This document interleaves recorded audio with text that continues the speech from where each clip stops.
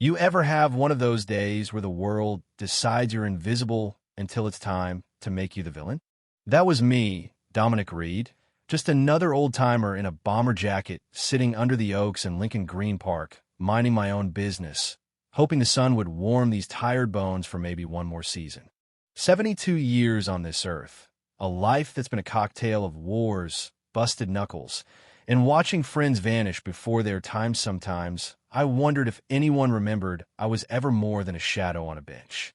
The funny thing about getting old in America is you start to look less like a person and more like a problem, especially when your skin's the wrong color in the wrong place. You know what I mean?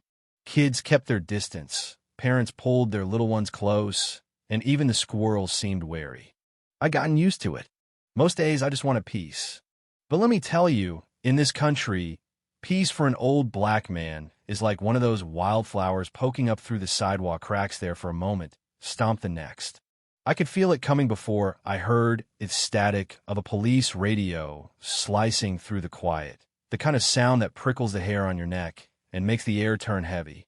3 cops walking straight at me. Eyes hard, uniforms crisp, like I was a headline waiting to happen.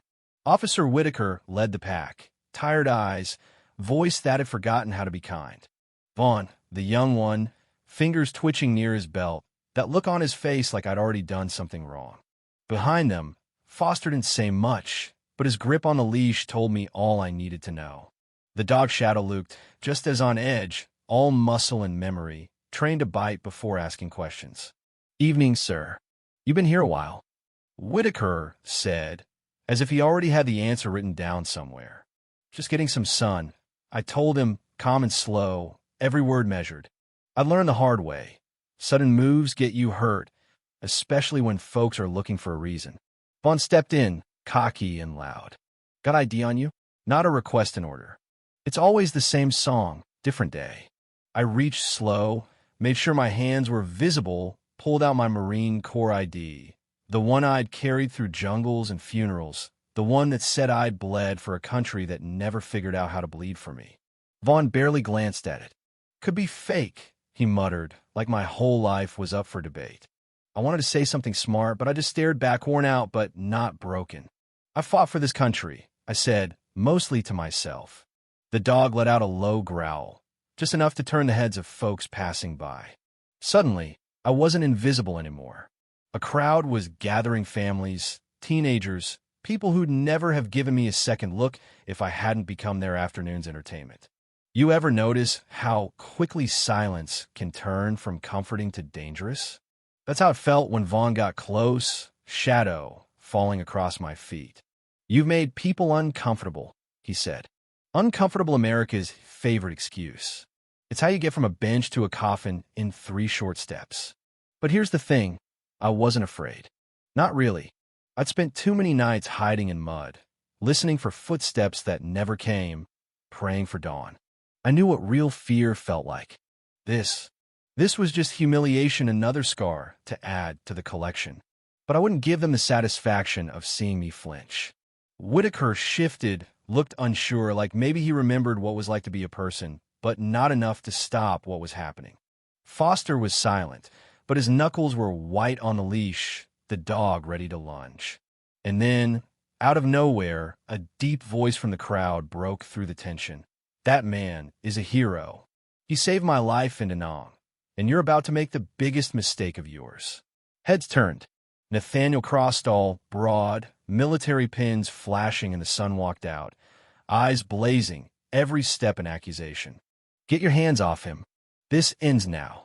For a split second, the world stood still. The leash tightened. Vaughn barked an order, "Let the dog check him." Foster hesitated. "He's not resisting. I gave you an order." The leash went slack. Shadow lunged. The crowd gasped. A child screamed, and my heart nearly stopped.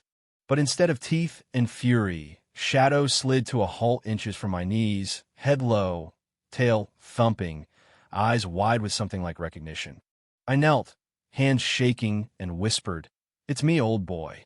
The dog whimpered, pressed against my chest, and for a moment, it was just the two of us warriors who'd survived too much, seen too much, remembered too much.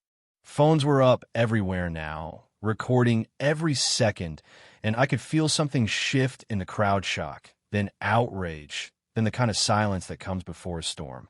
Foster knelt beside us, voice trembling. He's never done that before. He must have known you.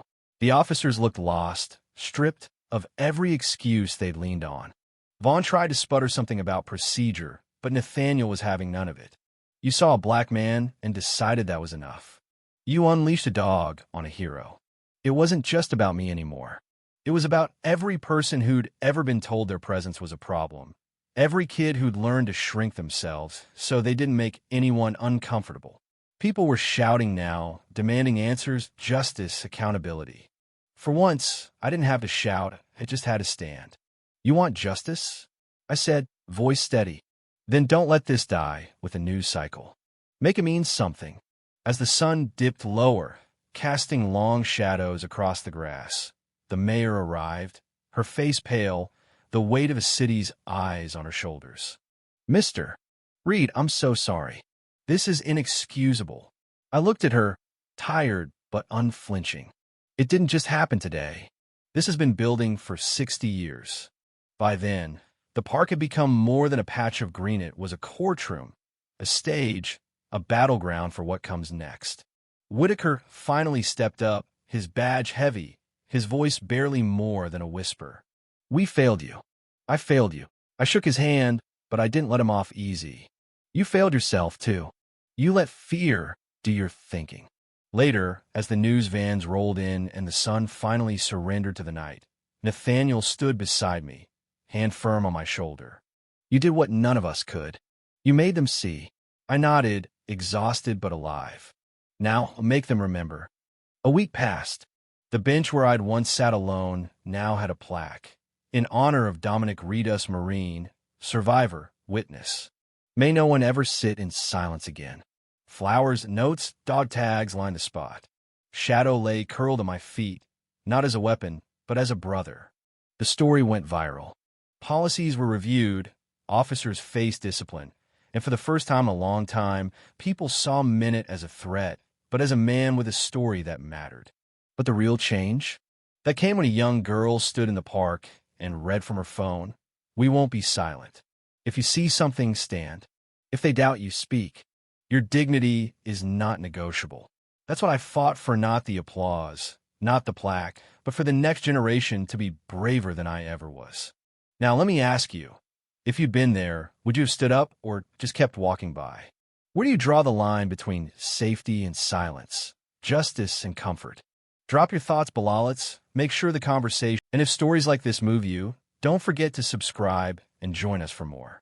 Because as long as there's truth to tell, I'll be here, just a man on a bench, refusing to disappear.